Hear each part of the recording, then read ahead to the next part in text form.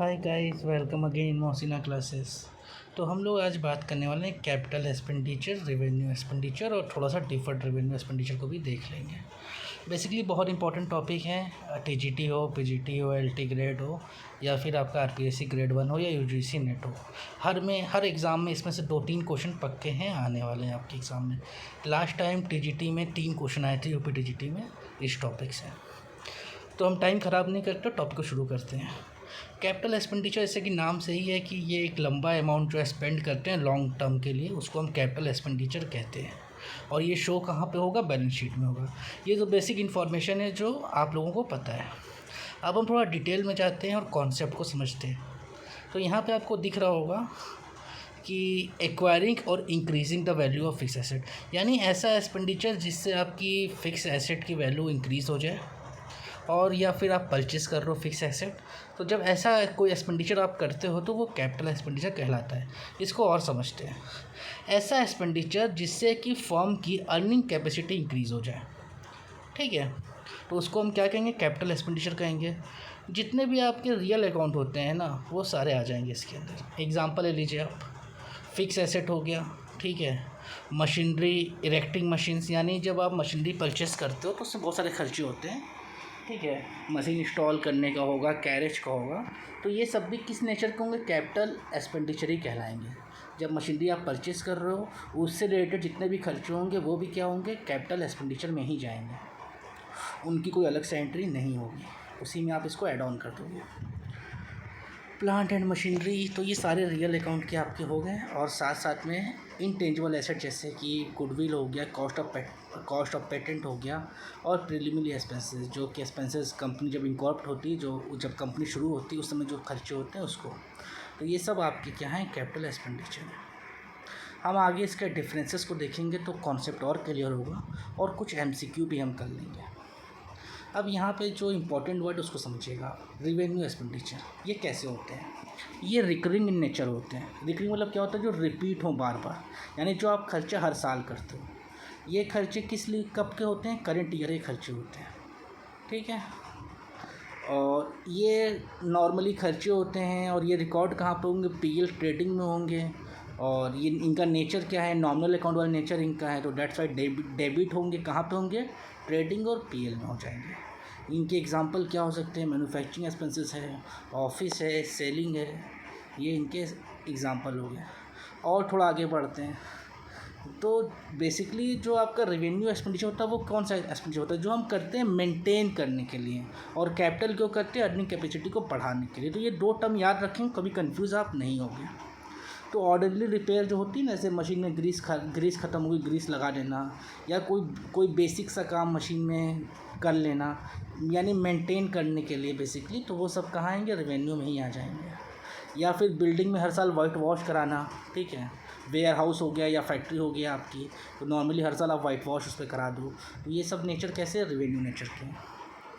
Payment for goods purchase for resale, ये भी कहाँ पे होता है? ट्रेडिंग में जाएगा। तो नॉर्मल वाले जो ट्रेडिंग पीएल के जितने भी आइटम रहेंगे वो सब कहाँ जाएंगे? रेवेन्यू में जाएंगे, रेवेन्यू एक्सपेंडिचर में जाएंगे। डेप्रिसिएशन, ये याद रखिएगा, जो फिक्स एसेट पर हम डेप्रिसिएशन खर्च लगाते हैं तो वो भी क्या है? रेवेन्यू नेचर का ही खर्चा आपका। ये भी हम कहाँ ट्रीट करते हैं? पीएल में ट्रीट करते हैं।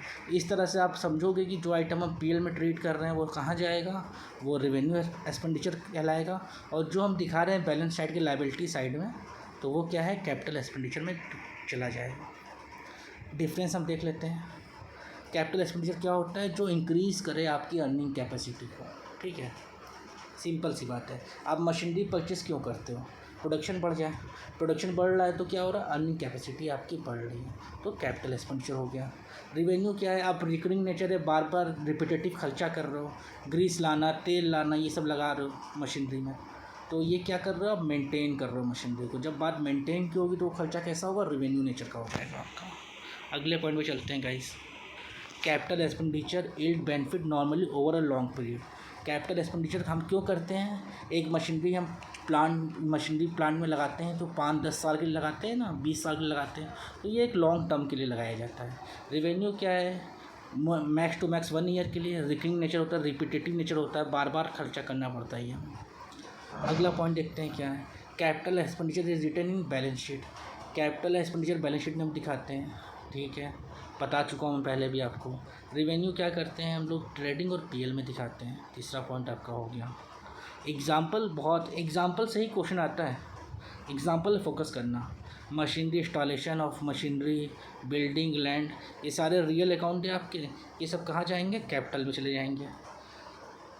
और रिवेन्यू देखते हैं, मेंटेनेंस ऑफ मशीनरी, मशीनरी को मेंटेन करना, ग्रीस तेल लगाना, रिवेन्यू हो गया। ऑर्डिनरी रिपेयर करना, जो हम रिपेयर करते हैं डेली, से कोई पेज गिर गया उसका, या फिर जो भी ऐसे छोटे मोटे काम हो गए, वो रिवेन्यू हो गया। डेप्रिसिएशन रिवेन्यू एक्सपेंडिचर हो गया। वाइट वॉश कराना अपने बिल्डिंग पे, रिवेन्यू हो गया। तो ये रेवेन्यू के एग्जांपल आपके। आगे चलते हैं, डिफ़र्ड रेवेन्यू पे आते हैं। नाम में रेवेन्यू इसमें भी है, लेकिन डिफ़र्ड करते हैं, यानी रेवेन्यू एक्सपेंडिचर बाई नेचर है, लेकिन इसके बेनिफिट हमें 1 साल नहीं मिलते, 4-5 साल मिलते हैं। तो ऐसे एक्सपेंडिचर क्या होते हैं, डिफ़र्ड रेवेन्यू होते हैं। इनका ट्रीटमेंट कैसे करते हैं, एक एग्जांपल लेते हैं। जैसे मान लीजिए एडवर्टाइजमेंट हमने की, उसमें हमने 2 लाख रुपए खर्च कर दिए।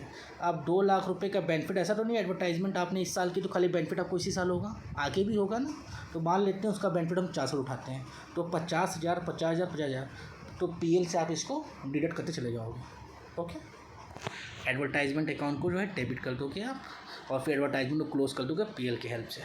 तो यहाँ आपका हो जाएगा डिफर्ड रेवेन्यू। डिफर्ड रेवेन्यू के 2 एग्जांपल याद रखना, एग्जाम में काम आएगा आपके। एक तो हो गया आपका एडवर्टाइजमेंट, और दूसरा हो गया रिसर्च डेवलपमेंट। यही 2 एग्ज़ाम में आपके बार बार पूछता है। उम्मीद है यहाँ तक क्लियर हो गया होगा। अब एमसीक्यू देख लेते हैं, पहले खुद से ट्राई करना आप लोग पॉज करके। Depreciation on fix asset is an example of. तो डेप्रिसिएशन किसका एग्जाम्पल है गाइस, मैंने बताया आपको, रेवेन्यू का। तो पहले का आंसर क्या होगा, बी होगा। दूसरा एमसीक्यू देखते हैं हम लोग। Amount spent on increasing the seating capacity of cinema hall is called. Seating capacity बढ़ा रहे हैं, इससे क्या होगा, हमारी अर्निंग कैपेसिटी बढ़ेगी। पहले हॉल में 100 सीट मान लो थी, अब 200 सीट हो जा रही है। अर्निंग कैपेसिटी जब बढ़ती है तो क्या, कौन सा एक्सपेंडिचर कहलाता है, कैपिटल कहलाता है, यानी दूसरे का आंसर क्या होगा, सी हो जाएगा। तीसरा देखते हैं। A company has spent ₹20,000 painting of its building. Building को आप पेंट कर रहे हो, वाइट वॉश कर रहे हो, ये किस में आता है, बताया मैंने अभी आपको, रेवेन्यू में आएगा। तो पहला ऑप्शन सही हो जाएगा इसका। अब चौथा क्वेश्चन देखते हैं guys. Which of the following is the type of expenditure incurred above heavy advertisement. Advertisement, research development किस में आता है, डिफर्ड रेवेन्यू में आता है, क्योंकि इसके बेनिफिट क्या होते हैं, हमें ओवरऑल 4-5 साल मिलते रहते हैं, ठीक है, 1 साल तक सीमित नहीं होता। डेट्स वाइज को हम डिफर्ड रेवेन्यू कहते हैं। उम्मीद है आपको पूरा लेक्चर समझ में आया होगा, और कोई भी क्वेरी हो तो आप कमेंट बॉक्स में कर सकते हो। ये लेक्चर नंबर 1 है। इसी तरह मैं कोशिश करूँगा कि अकाउंट के टॉपिक, इकोनॉमिक्स के टॉपिक्स, जो भी टॉपिक आप टीजीटी पीजीटी में आते हैं उनके वीडियो प्रोवाइड कर दूँ आपको।